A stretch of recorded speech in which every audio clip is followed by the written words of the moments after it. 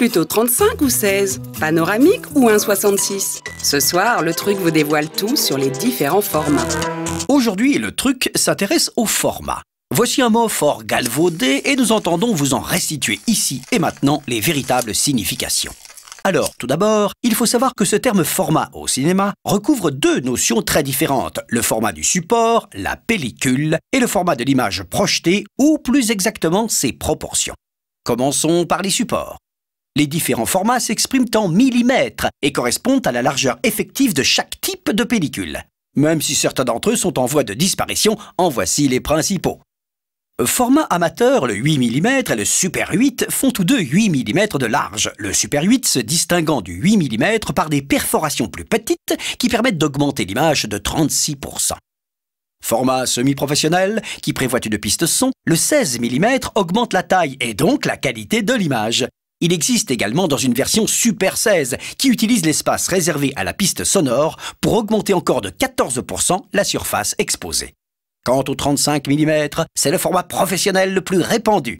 Cette pellicule est également le support le plus largement utilisé en photographie argentique sous le numéro de code 135. Enfin, le 70 mm offre évidemment une très grande qualité d'image. Cette pellicule est essentiellement utilisée aujourd'hui pour des expériences baroques, comme les projections IMAX, censées immerger le spectateur dans un amas d'images et de sons.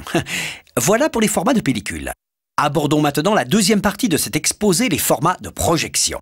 On pourrait bien évidemment les mesurer en centimètres ou en mètres, voire en centaines de mètres pour les projectionnistes mégalomanes, mais la taille de l'écran varie d'une salle à l'autre. On préfère donc s'intéresser aux proportions de l'image, c'est-à-dire au rapport de la largeur de l'image sur sa hauteur. Alors, premier format de projection, le 1,33. Il correspondrait donc à un écran de 1,33 m en largeur sur 1 m en hauteur.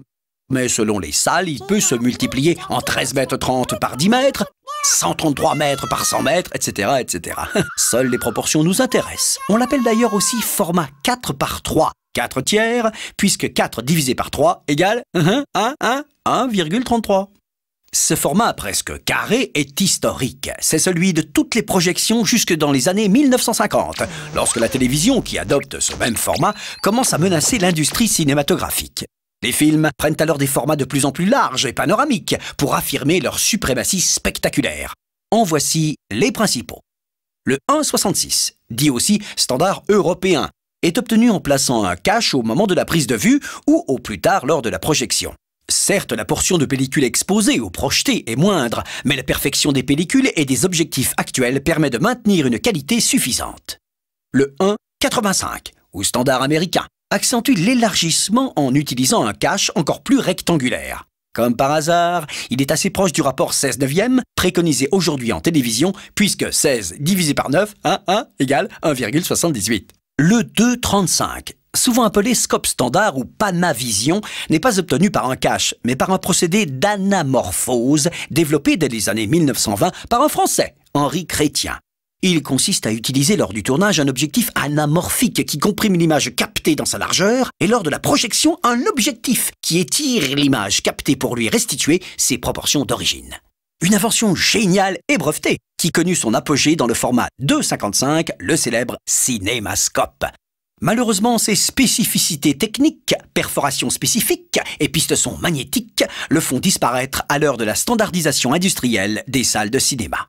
On récapitule. Le terme format au cinéma recouvre deux notions bien distinctes, le format du support, les largeurs de pellicule exprimées en millimètres, et le format de l'image projetée exprimé par le quotient de la largeur de l'image par la hauteur de l'image.